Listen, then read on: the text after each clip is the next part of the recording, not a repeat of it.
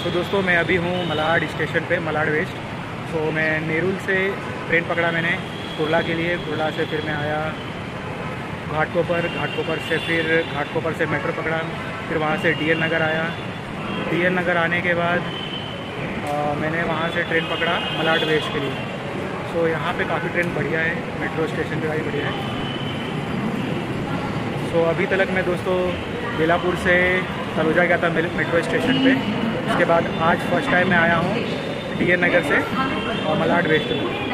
सो यहाँ पे कुछ डिफरेंट है, लाइक ये डोर ओपन होता है। जब ट्रेन आती है ना तो पीछे डोर है, ये ओपन होता है, और जब ट्रेन क्लोज़ हो जाती है तो ये भी क्लोज़ होता है। तो बाकी मेट्रो स्टेशन पे ऐसा नहीं है, बाकी मेट्रो स्टेशन पे इस तरह का डोर नहीं लगाया गया है। तो काफ़ी बढ़िया है।